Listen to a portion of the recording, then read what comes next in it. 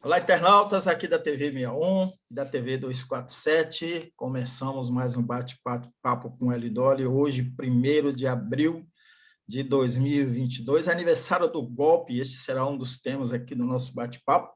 Mas ontem foi um dia muito quente, né? Já se esperava, né? O próprio Hélio já tinha falado aqui em outros bate-papos anteriores que ia funilar essa situação, né? À medida que fosse os prazos, né, fossem se aproximando. E ontem tivemos a desistência do ex-ministro e ex-juiz Sérgio Moro.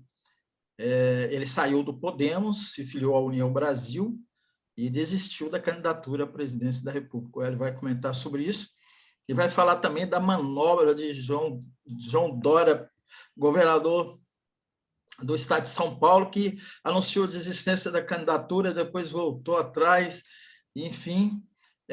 E toda essa situação deixa a terceira via ainda mais indefinida. O Hélio vai comentar também sobre a ordem do dia do ministro da Defesa, Braga Neto, em que exaltou o golpe militar de 1964, ignorando totalmente a realidade daquele momento e do momento que a gente vive. No baú, o assunto é justamente esse.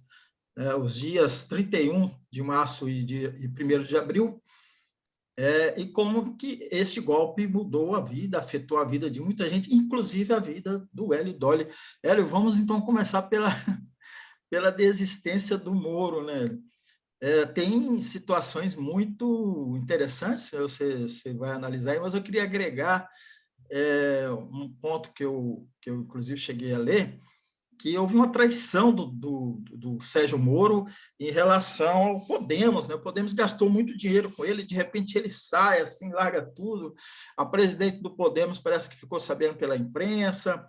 Isso demonstra muito o caráter desse cidadão aí, dessa pessoa desprezível, esse Sérgio Moro, né?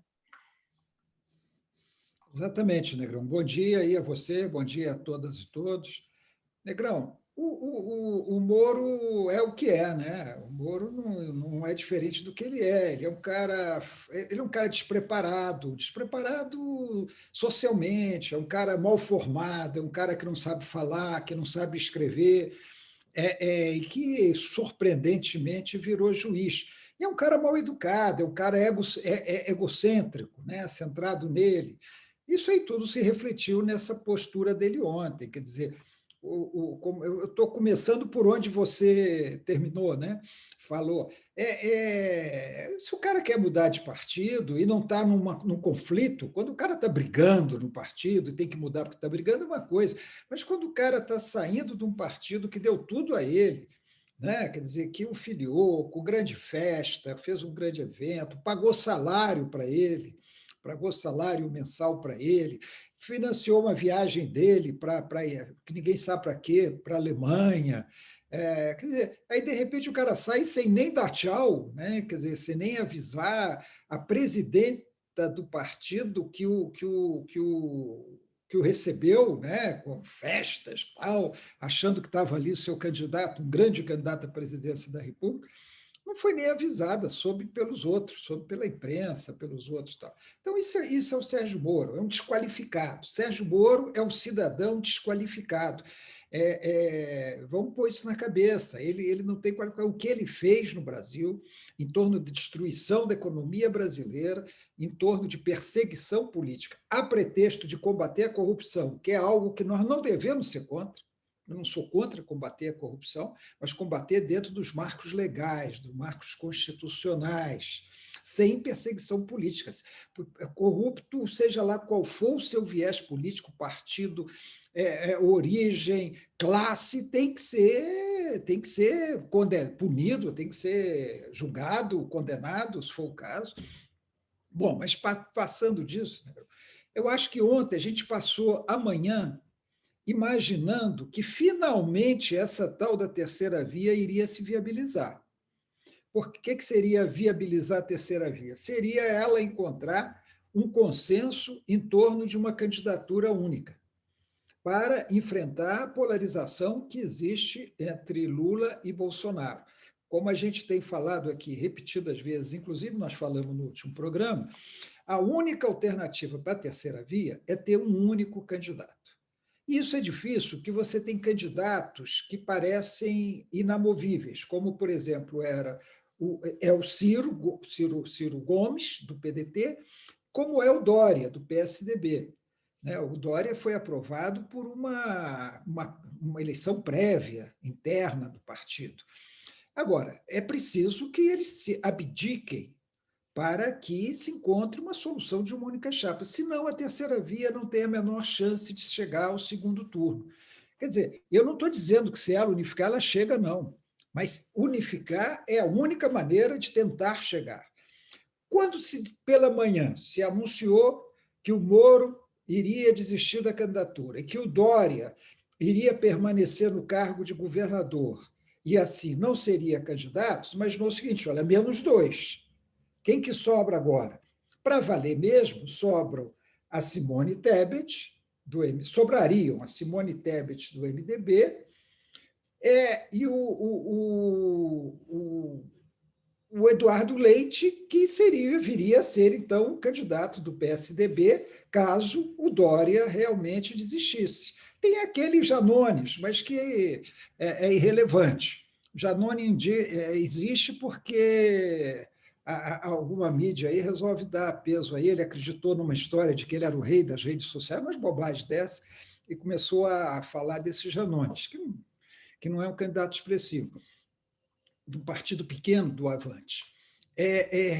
Mas o que aconteceu? O que eu acho que aconteceu é o seguinte: primeiro, de um lado, a constatação do Moro de que ele não vai longe. Ele não vai longe, ele está emperrado, ele surgiu aparecendo como o grande terceira via, mas não é. E ele está num partido com poucos recursos. Estava no Podemos, um partido com poucos recursos. Ele resolveu ir para a União Brasil. Agora, ele resolveu ir para a União Brasil já tendo a alternativa de não ser candidato a presidente, mas ele deixou uma janela aberta.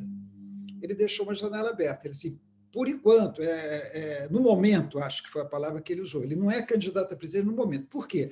Porque a União Brasil não quis recebê-lo como candidato a presidente. União Brasil está em negociações com o MDB, com o PSDB e Cidadania em torno dessa candidatura única. Se o Moro vai para lá, eles criariam uma confusão a mais. Além daqui, a União Brasil não está fazendo muita questão de ter para si o candidato a presidente. Então, falaram, espera aí, você não vem para cá como presidente, não. Você pode vir, nós temos um enorme fundo eleitoral, nós temos recursos, muito mais do que o Podemos, para uma candidatura, você não vem para ser candidato a presidente. E o Moro, na verdade, quer ser candidato a deputado federal. E ele está escolhendo São Paulo. Isso aí eu não sei exatamente por que São Paulo e não Paraná, para ser deputado federal, que é o estado dele. Bom, então você tira o Moro da jogada. Agora, o Moro fica ali. Ele fica ali porque ele fala assim, quem sabe se em determinado momento me chamam, em determinado momento chego à conclusão de que eu sou a melhor alternativa. Então, ele fica ali disponível. O Moro está na prateleira. Ele está disponível. Ele não é candidato a presidente, mas está ali disponível caso haja alguma necessidade dele ser. Agora, a grande jogada ontem, isso, falar que é uma grande jogada não é um elogio, mas o Dória, para mim, foi uma grande encenação, Negrão. É uma opinião, tá? Eu não tenho provas, eu tenho convicção, para usar uma expressão lavajatista. Mas as convicções são muito fortes, né? São muito fortes. A gente sabe a gente sabe quem é Dória, né? Como ele é. Exato. O Dória é um marqueteiro, vamos dizer Exato. assim, é um cara de marketing, né? Um cara acostumado a trabalhar com publicidade, com televisão, com ele se autopromove, ele tem uma figura desenhada, né? Ele não é totalmente real, ele é uma figura desenhada para exercer aquele papel. Então, eu acho que o Dória deu uma grande jogada ao vazar. Você veja só, não foi ninguém que anunciou, vazou para os jornalistas que o Dória teria dito na noite anterior, né, na noite do dia 30, que ele iria continuar no governo, não iria passar o governo para o Rodrigo Garcia, que foi para o PSDB para ser o candidato a governador. e que tem nos seus planos, e agora vai cumprir, exercer o mandato de governador de ontem ou de hoje até o final do mandato, e ser candidato no cargo de governador, que a lei permite isso. Né? Ele é um candidato à reeleição, porque ele vai exercer o governo. No momento em que o Dória anuncia que vai continuar no governo, o que significa? Não sou mais candidato a presidente da República. E significava também um problema para o PSDB, porque ele não era candidato e o Rodrigo Garcia não assumiria o cargo, teria mais dificuldades para emplacar como governador de São Paulo. E o PSDB de São Paulo poderia perder a chance de ter de novo o governador de São Paulo, porque o Rodrigo Garcia já não está bem nas pesquisas, mas isso a gente já falou, não significa nada, ele pode crescer, ainda mais sendo governador do Estado, ele pode crescer muito ainda. Então, foi aquela coisa, Dória não é mais candidato. Aí, por isso que eu digo, naquela manhã de ontem, parecia, bom, Dória sai fora e Moro sai fora, está aberto aí o caminho para Eduardo Leite e Simone Tebet. Finalmente, a terceira via vai encontrar seu ponto comum, fica faltando só Ciro Gomes. Mas, como eu digo, a unificação de candidaturas é um excelente pretexto para você sair da corrida eleitoral, sem passar vergonha. Tipo assim, olha, em nome da unidade, eu me rendo, tal, em nome do povo brasileiro, nós vamos nos unir. Aí desiste da candidatura. A candidatura do Ciro Gomes está se demonstrando também inviável. Não tem espaço de crescimento para o Ciro Gomes. Não há espaço para ele crescer muito. Pode até crescer um pouco, mas não vai crescer, a não ser que ele fosse o candidato dessa terceira via, o que é improvável, que ele seja esse candidato unificado, vamos dizer assim. Então, o Dória fez uma jogada para ser o personagem do dia. O Dória ontem foi o assunto político do dia. E ele criou uma expectativa para fala dele marcada para as 16 horas. O dia inteiro foi aquela expectativa. Em determinado momento, vazou também de, olha, o Dória não vai desistir, não. Ele vai manter a candidatura dele à presidência. Né? Mas foi o assunto, e havia uma expectativa. Os canais de notícia transmitiram ao vivo o discurso do Dória. E não só o discurso, como grande parte da solenidade. Era uma solenidade produzida, né? Muito produzida. Levaram lá prefeitos, todas as autoridades do Estado de São Paulo, do município de São Paulo, apresentação das realizações do governo do Dória. Foi uma coisa produzida para ser um grande evento. Aí o Dória ia chegar nesse grande evento e frustrar todo mundo, dizer assim, olha, eu agora resolvi continuar governador, o Rodrigo Garcia vai ser candidato sem ser governador, eu não sou mais... Ora, ele fez aquilo tudo, e como eu repito aqui, é minha opinião, eu não tenho nenhuma prova disso. Ele fez aquilo tudo como jogada de marketing. Ele queria as atenções para ele, no dia de ontem, para o evento produzido por eles e para o discurso dele. Era isso que ele queria. E queria, inclusive, com isso, também crescer a candidatura do Rodrigo Garcia, dar um peso à candidatura do Rodrigo Garcia. E ele foi beneficiado também pela nota do presidente do PSDB, o Bruno Araújo, deputado. Ele viu o seguinte, pô, se o Dória fizer isso, nós estamos lascados, o PSDB vai acabar. Mesmo lançando Eduardo Leite para presidente da República, é no meio de uma crise, de uma divisão partidária enorme. Então, ele soltou uma nota dizendo, olha, o Dória é nosso candidato. Então, o Dória agora, além de ter ganhado uma enorme projeção no dia de ontem, ele ainda ganhou um papel escrito dizendo que ele é o candidato do PSDB. E assim, a hipótese do Eduardo Leite reduziu-se. Ela caiu mais, porque o Eduardo Leite ficou no PSDB. Se o PSDB diz que o candidato é Dória, não adianta você tentar formar uma chapa única da terceira via com Eduardo Leite, porque o candidato do PSDB é o Dória, que saiu do governo. Você imagina agora, o Dória sai do governo e o PSDB diz para ele, olha, não é você mais o candidato. Ele fica onde? Saiu do governo, vai ser candidato aqui. Vai ser candidato a deputado? O Senado já está congestionado em São Paulo. Então, Negrão, eu acho que é o seguinte, a terceira via teve perto ontem de dar um passo adiante, mas não deu. Com essa coisa do Dória, não deu. continua nessa dúvida. Ou ela se unifica, e aí, Negrão, algumas pessoas dizem assim, poxa, a eleição é Lula e Bolsonaro, não tem terceira via. Eu não estou aqui como torcedor, não. Minha posição é muito clara, minha posição política é muito clara. Mas eu aqui estou contando as coisas como as vejo. E eu vejo claramente isso. Se a terceira via se viabilizasse, ela tem aí um potencial na faixa de 30% dos votos que poderia levá-la ao segundo turno com um enfraquecimento do Bolsonaro. São hipóteses, não é Até porque, determinado. Hélio, a terceira via está na pauta, né? Está aí todo mundo fazendo esse debate e, como você mencionou aí, né? Em torno de 30% do voto é um peso muito grande que pode definir. Inclusive, se ela não ocorrer, inclusive a grande, como está se direcionando para isso, é a grande questão, né? Porque o que se quer saber agora é o seguinte: para onde vão os votos, né? Essa composição, né, como você já analisou lá em outros programas anteriores, ela viabiliza uma força política, mas se ela não viabilizar, para onde vão esses votos? Né? Por exemplo, já vou fazer a pergunta para você. Para onde vão os votos de Sérgio Moro? Negrão, a tendência é que parte desses votos do Sérgio Moro voltem para o Bolsonaro.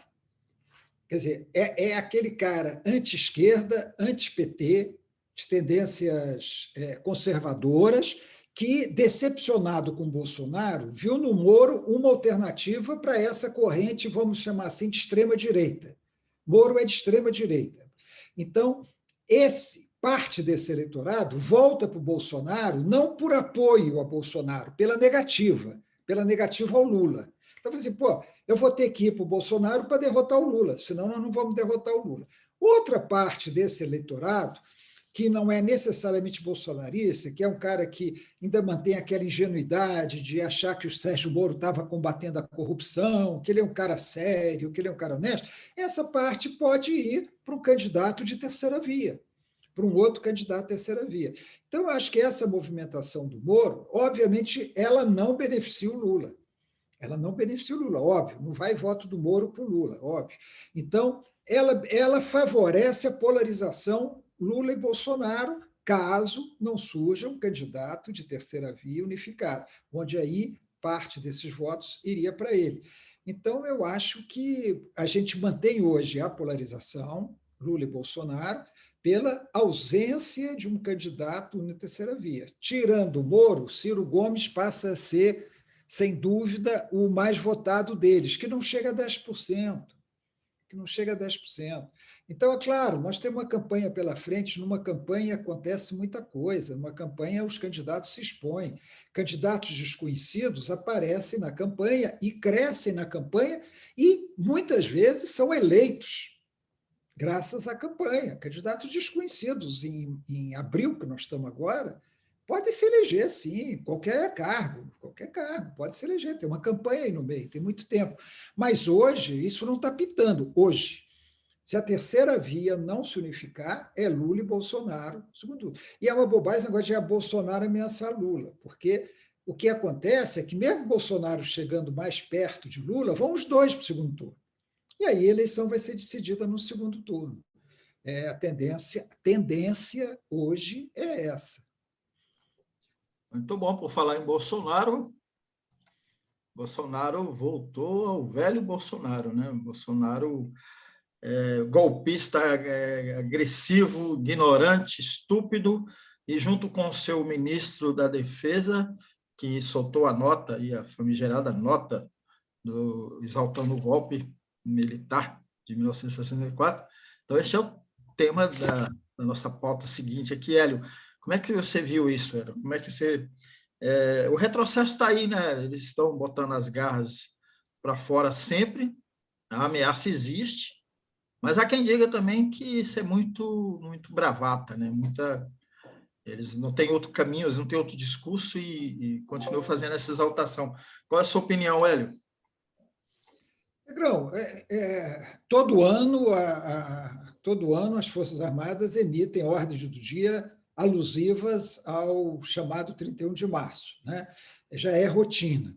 Então, ontem aconteceu de novo, mas aconteceu de novo num quadro grave, porque Bolsonaro, como você disse, o Bolsonaro intensificou seus ataques, fez um ataque muito violento ao Supremo Tribunal Federal, falou de novo das urnas eletrônicas, ou seja, ele está deixando claro qual é o objetivo dele: não vê quem não quer, não vê e não se previne quem não quer.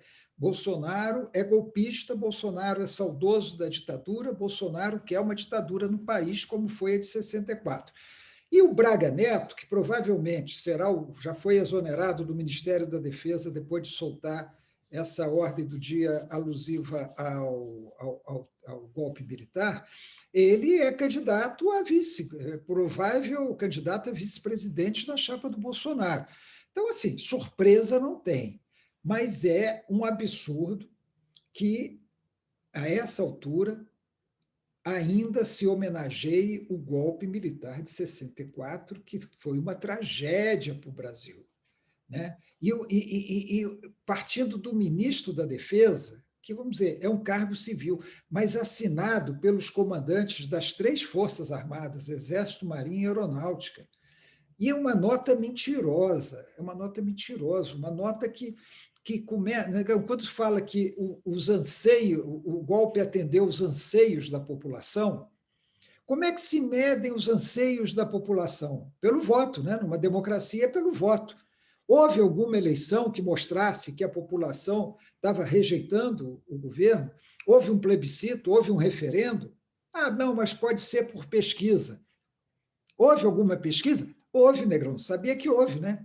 Houve uma pesquisa que mostrou que o Jango tinha apoio de praticamente 70% da população no mês anterior ao golpe. Naquele mês conflagrado sobre o qual nós temos falado aqui, o março de 64, com comício da Central do Brasil, com revolta dos marinheiros, com reunião no Automóvel Clube, com conspiração para derrubar o Jango. Foi feita, Negrão, isso se descobriu muitos anos depois, foi feita uma pesquisa pela FEComércio de São Paulo, que não divulgou a pesquisa. Ela não divulgou a pesquisa, porque a pesquisa mostrava a aprovação do Jango, em março. Essa pesquisa só surgiu depois dos anos 90, no final dos anos 90, é que se soube que ela existia. E aí, Negrão, vou dar um dado rapidinho dessa pesquisa, para você ver como o Braga Neto está mentindo. Ele e os comandantes militares mentem quando falam dos anseios da população. A população ir para a rua, fazer marcha da família com Deus pela liberdade. A imprensa que a gente conhece qual é? Querer derrubar o presidente da República. Os empresários quererem derrubar o presidente da República com o apoio dos Estados Unidos não é anseio da população. Parar com isso, de falar em nome do povo. Negrão, mostrou o seguinte: se o Jango fosse candidato à reeleição, o que não era permitido pela Constituição, não podia ser. Mas se havia um movimento para mudar a Constituição, para que o Jango pudesse ser candidato. Havia esse movimento, não vamos negar que havia esse movimento. Não aconteceu, mas havia um movimento de alguns setores que queriam mudar a Constituição para permitir a reeleição. Se o Jango fosse candidato à reeleição, ele ganharia em Fortaleza, Recife, Salvador, Rio de Janeiro e Porto Alegre. 5 cidades ele ganharia, com boa folga. Veja só, ele perderia em Belo Horizonte, São Paulo e Curitiba. A pesquisa foi feita em 8 capitais, não foi uma pesquisa feita no país inteiro, mas é bastante representativa por essas 8 capitais escolhidas. Né? Em Belo Horizonte, ele perderia, mas teria 39% dos votos. Em São Paulo, teria 40%, em Curitiba, teria 41% dos votos. Não é pouco. Agora, essa mesma pesquisa mostrou que, se ele não sendo candidato, Juscelino Kubitschek era o favorito, seguido de Carlos Lacerda. E as reformas propostas pelo Jango seriam aprovadas, foram aprovadas na pesquisa. A única coisa que os pesquisados dessas 8 capitais não aprovaram foi a legalização do Partido Comunista. Aí foi rejeitada a legalização, mas as reformas de base propostas pelo Jango seriam aprovadas. Então, essa ordem do dia, Negrão, é mentirosa. Ela é mentirosa. Fala falsamente em nome da população. Houve um movimento, foi um mês conflagrado, foi uma conflagração, mas foi um golpe militar que causou enorme problema. Então, é um absurdo. Negrão, é o único país em que houve golpe militar, houve ditadura houve ditadura e que anos depois continua comemorando essa ditadura. Isso não acontece na Argentina, no Chile, não acontece no Paraguai, não acontece no Uruguai, não acontece no Peru, não acontece na Bolívia, não acontece na Espanha, não acontece em Portugal, não acontece na Grécia. Eu estou falando de 3 países em que houve ditadura, né, de direita lá na Europa, Na Europa, né? só no Brasil. É como a gente fala, são as famosas Impunemente, jabuticabeiras. né, Eliodoro? Impunemente. É isso que é grave, né? Impunemente. Está aí, né? Impunemente. Aliás, se ele tivesse sido punido, não estaria comemorando, né? Exatamente. Se esses militares tivessem sido punidos como foram, por exemplo, outro dia eu citei aqui o Jorge Rafael Videla, que foi ditador na Argentina. Se um Costa e Silva, que eles morreram, né? Mas mesmo condenado pós-ditadura, se um presidente da ditadura tivesse condenado como Jorge Videla foi e morrido na prisão, como Jorge Videla morreu, mas não, os ditadores trafegaram aí até falecer, eles trafegaram livremente, os torturadores estão aí até hoje, tem torturador vivo até hoje. Né? Isso é um absurdo, quer dizer, e ainda comemora, quer dizer, agora,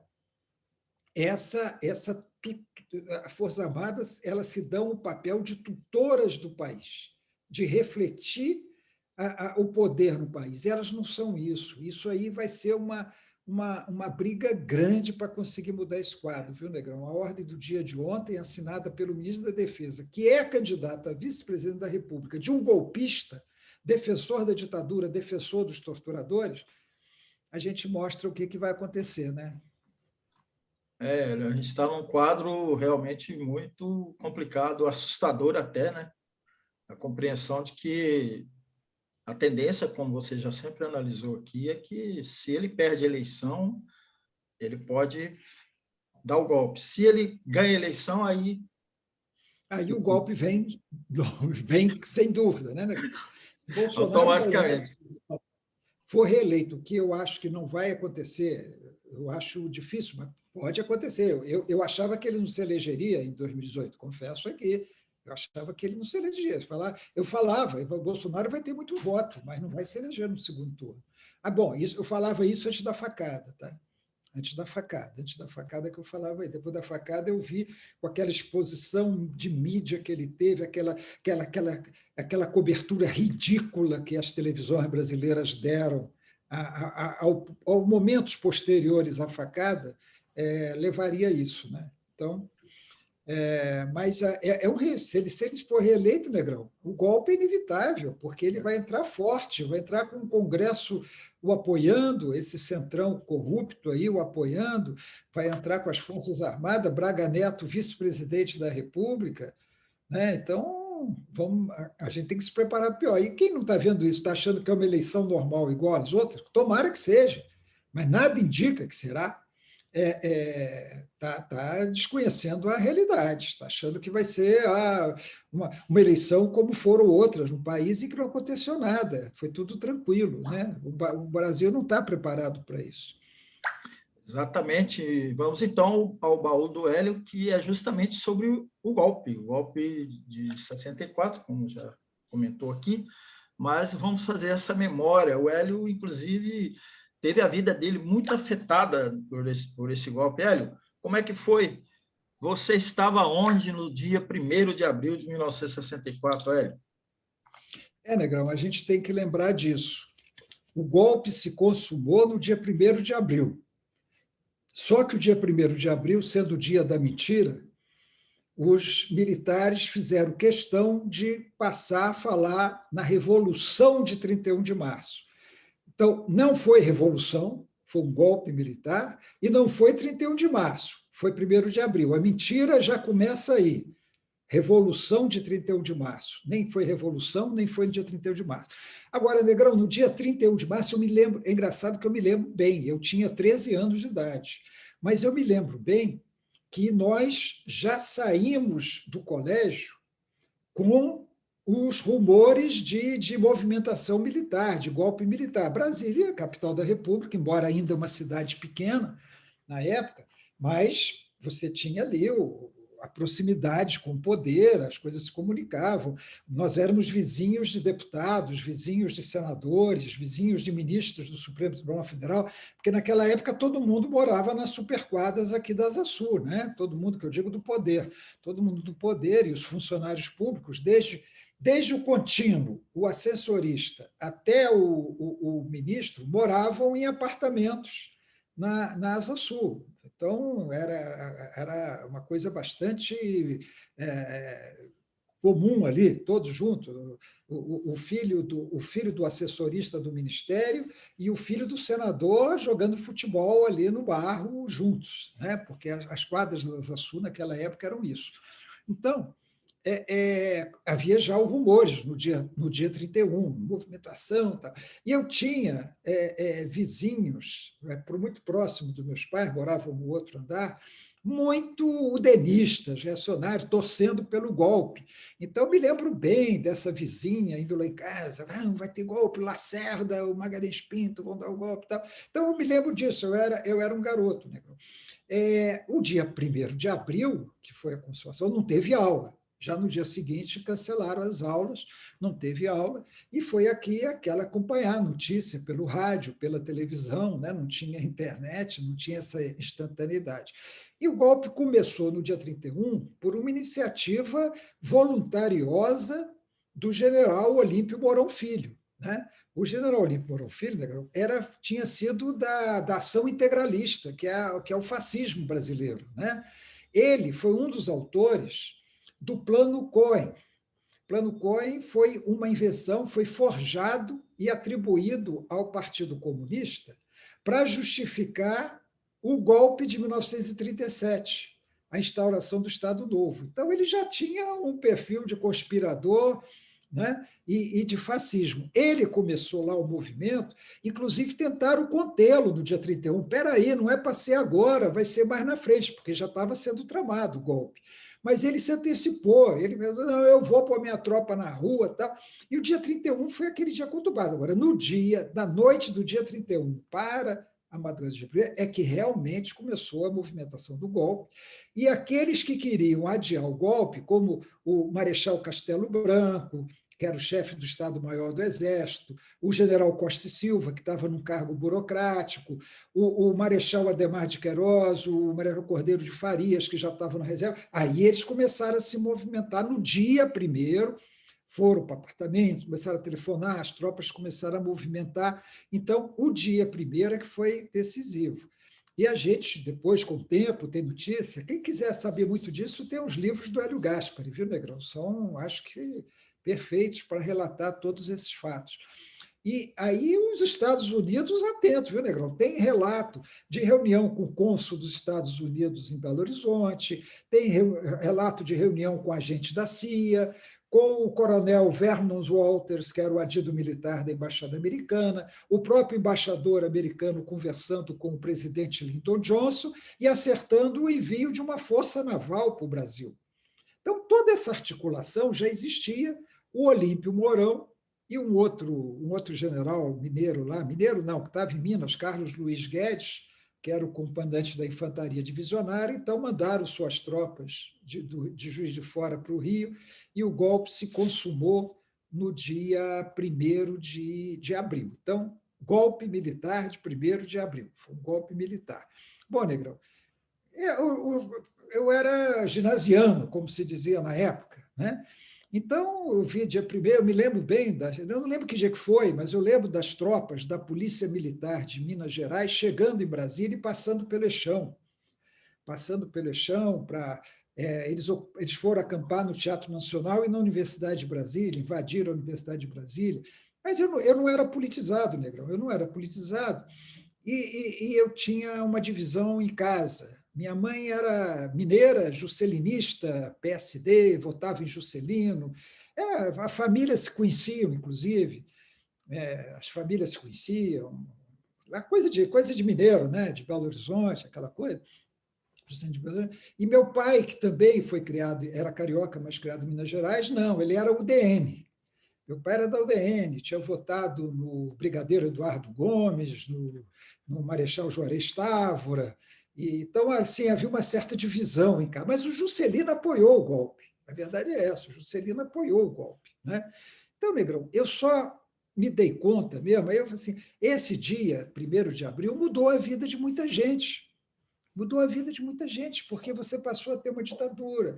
E deputados foram. Eu tinha colegas que, de repente, foram embora de Brasília. Por quê? Porque os pais trabalhavam no governo do Jango. Eu tinha um colega, Paulo César, que era gaúcho, o pai dele era do Serviço de Informações do Jango. Ele sumiu de Brasília, mas sumiu mesmo. Assim, quando voltaram às aulas no dia 3, 4, sei lá, de abril, que dia que voltaram às aulas, ele já não foi mais. Se mandaram. Eu tinha um vizinho de porta, que o pai trabalhava com Jango, também foram embora de Brasília. Então, assim, mudou a vida, deputados caçados, né? E prisões, muitas prisões, muita tortura já naquele primeiro momento. Eu fui tomar ciência das coisas mesmo, Negrão, quando eu fui para o 2º grau, quando eu fui para o chamado colegial, na época, que é o ensino médio de hoje. Aí eu comecei a militar no movimento estudantil, já em 66, quando eu tinha 15 anos de idade, foi meu primeiro ano. Militei intensamente no movimento estudantil, em 67 cheguei a ser expulso desse colégio, então você vai vendo, assim, já tive que mudar de colégio, não pude formar naquele colégio. Em 68 eu estava no Elefante, foi aquele ano buliçoso, né? Aquele ano de morte do estudante Edson Luiz Lima Souto no Calabouço, no Rio, restaurante do Calabouço, no Rio, manifestações, passeata. Nesse ano eu ingressei, como você sabe, numa organização clandestina chamada Ala Vermelha do Partido Comunista do Brasil, uma dissidência do PCdoB, do qual você foi integrante. E a partir daí, Negrão, a minha prioridade, como de meus colegas, passou a ser combater a ditadura. A prioridade absoluta era combater a ditadura e com risco. Né? Naquela época, todo mundo, até os inocentes, os que não faziam nada, corriam risco, porque o pessoal precisa entender o que é ditadura. Ditadura, você está com raiva do teu vizinho e você é um policial, você denuncia aquele vizinho ali como comunista, e ele vai ser preso, ele vai ser torturado, porque eles vão querer saber o que ele não sabe. Isso aí é muito comum. Os caras torturavam achando que a pessoa sabia o que muitas vezes ela não sabia.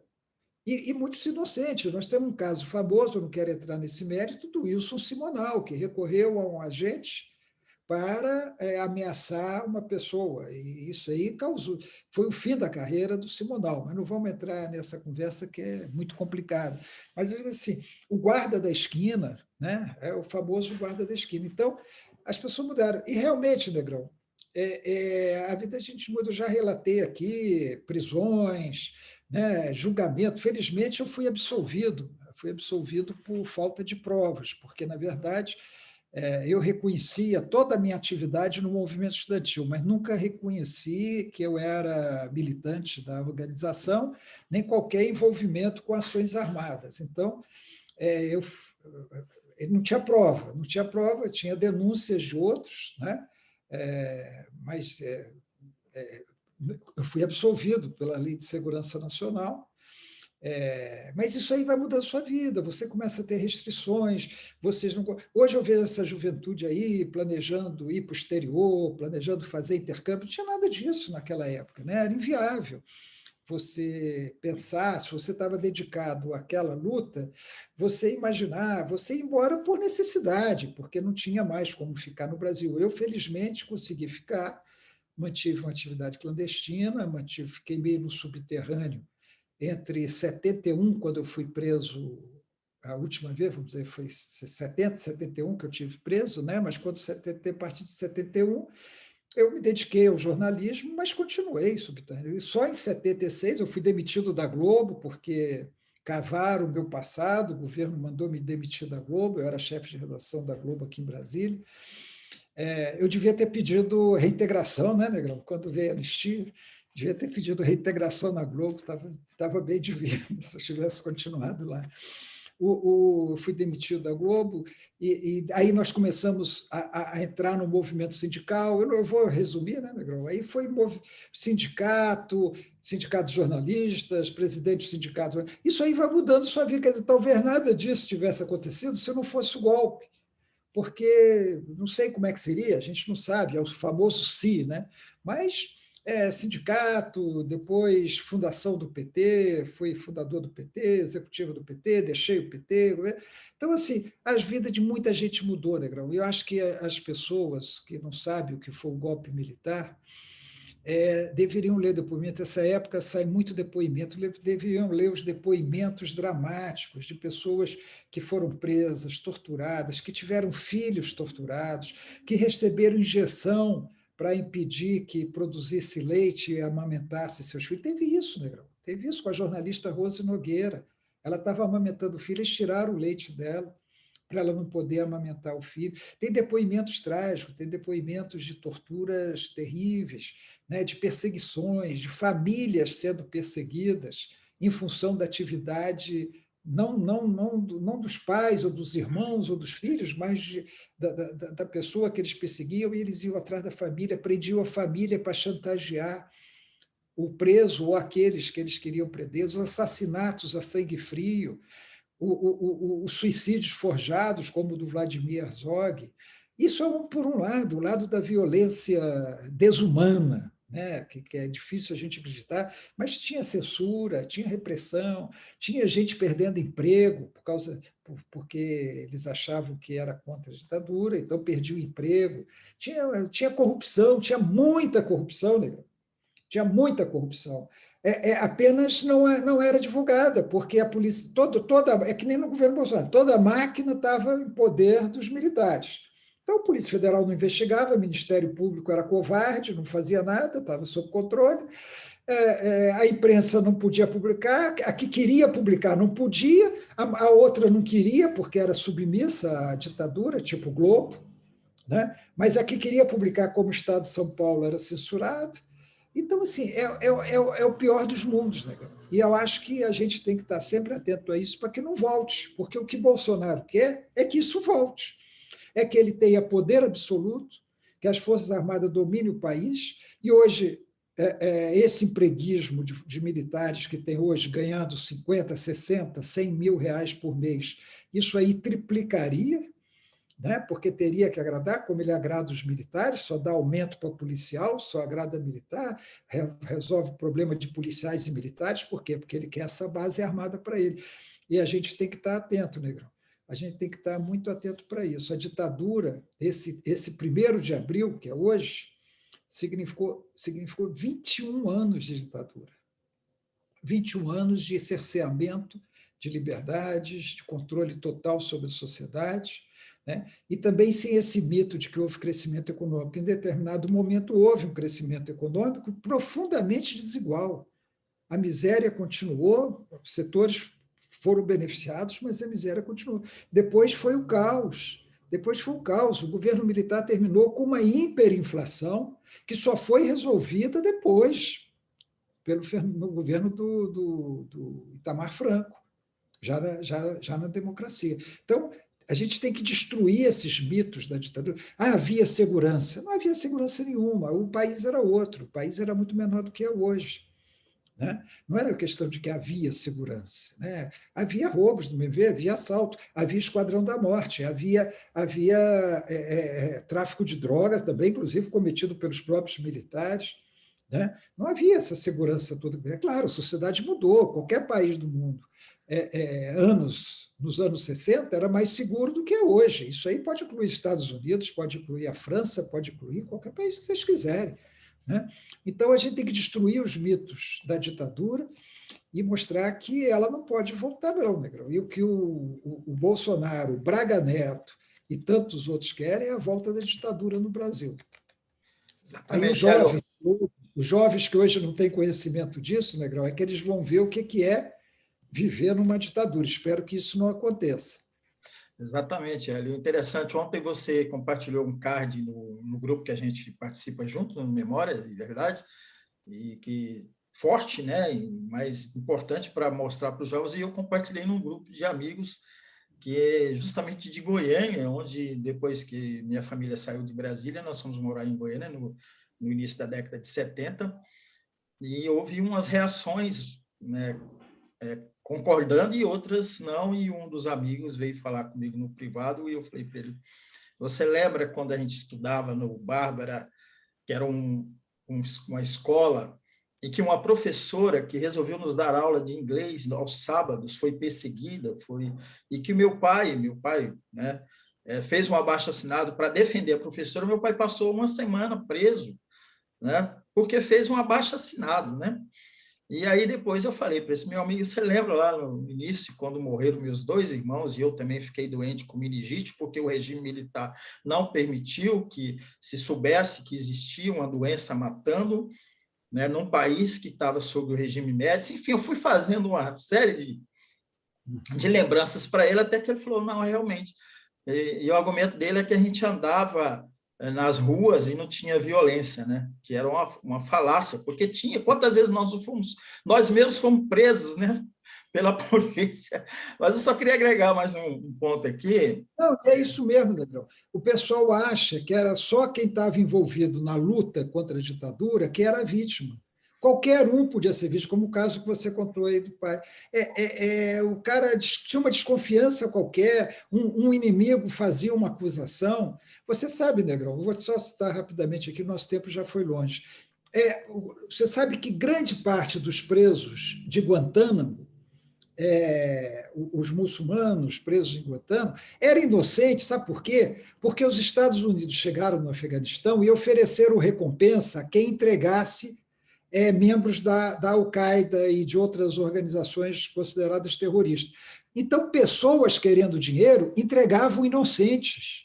Diziam inocentes: olha, esse cara aqui é da Al-Qaeda, ele já cometeu ato terrorista, tal. Recebia a recompensa dos americanos, os americanos iam lá, pegavam o cara, vendava o cara, amarrava o cara, punha no avião e levava para Guantánamo.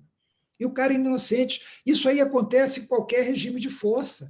E acontecia no Brasil. As pessoas entregavam outras por vingança, porque a namorada olhou para o cara, então o cara ficou com raiva. As pessoas têm que ver isso. E aquilo, só para terminar, aquela imagem que eu coloquei ontem, as pessoas me perguntavam: mas o que acontecia com o que tá? Era um pau de arara, em que os presos eram pendurados num pau de arara. Aí, quando você conta, os caras espantam. Você fala assim: olha, pendurava no pau de arara para espancar com bastão, para dar choque elétrico, o cara ali pendurado e levando choque elétrico, inclusive nos órgãos genitais, né? E outras violências que se cometiam no pau de arara. E as pessoas não têm noção disso. Embora isso, Negrão, eu não duvido que até hoje, porque até pouco tempo era comum nas delegacias de polícia com presos comuns. Até pouco tempo, eu não sei hoje como é que está aí pelo esse interior do país, mas era comum, até o pau de arara ainda existia para presos comuns, pessoas presas em delegacias de polícia. Né? Isso tudo tem que acabar, isso tudo não é possível conviver ou desejar isso de volta, Negrão. E se você não deseja, E seu pior inimigo. você já tratou desse tema aqui no passado, mas a questão da polícia, sobretudo a polícia militar, a herança, uma das heranças que a gente tem até hoje da ditadura militar é esse comportamento da polícia, né? Como você já abordou aqui, quem comandava as polícias eram os coronéis do Exército, até na ditadura. E eu servi, voltando a Goiânia, servi no Exército em 1979 em Goiânia, e tinha como punição, dentro do quartel, o pau de arara. Eu assisti pau de arara, tem um rio que fica perto, hoje não existe mais o 42, que era o batalhão que eu servi, hoje é a 3ª Brigada de Operações Especiais, mas a gente chamava o rio João Leite, que é o John Mick, que hoje é o reservatório de água de Goiânia e região, a gente chamava de John Mick, e o pau de arara era as pessoas, além de estar no pau de arara, era jogada dentro do rio, retirada os soldados. E tinha um outro tipo de tortura também, Hélio, que era chamado pau argentino. Esse pau argentino, eu fui torturado nesse pau argentino. Não dá para descrever aqui como é, ele é menos severo, vamos dizer assim, do que o pau de arara, mas é muito, muito, muito, muito ruim esse tipo de tortura. Então, estou dizendo isso porque essa herança da formação das nossas polícias militares, que são hoje, vem disso. Até corpo de bombeiros, né? Estou aqui em Cuiabá, como você sabe, os nossos espectadores também devem saber, aqui foram mortos alunos do corpo de bombeiro porque foram aplicados torturas neles que permitiram isso. Então, essa é uma herança nefasta Não, Negrão, da ditadura. nós estamos entendendo a conversa, mas eu acho que o Brasil é o único lugar, o único país que tem corpo de bombeiro militar. Por que bombeiro tem que ser militar? Por que corpo de bombeiro militar? É o único país, é a herança da ditadura. Corpo de bombeiro militar. Bombeiro é uma atividade civil, não é uma atividade militar. E o bombeiro é tratado como militar, ele funciona como militar. E a herança, você tem toda a razão, a polícia militar, esse fascismo latente nas polícias militares brasileiras, é uma herança mesmo da ditadura, em que elas foram treinadas para serem forças auxiliares do Exército no combate ao inimigo interno, né, que eles chamam de inimigo interno, para aqueles que se opunham à ditadura e queriam a volta da democracia. Exatamente, Elidório. O tema é instigante, mas infelizmente nosso tempo está se esgotando. Agradeço você. Hoje é sexta-feira, né? Vamos todo mundo aí descansar. A gente vai voltar na segunda. Agradeço o Hélio, agradeço você e peço aí quem estiver aqui na TV 61, se inscreva no canal, ajude a impulsionar aqui o nosso programa, e se estiver na TV 247, faça o mesmo. A campanha lá é para chegar a 1 milhão de inscritos. Grande abraço para todo mundo, obrigado aí. Até mais.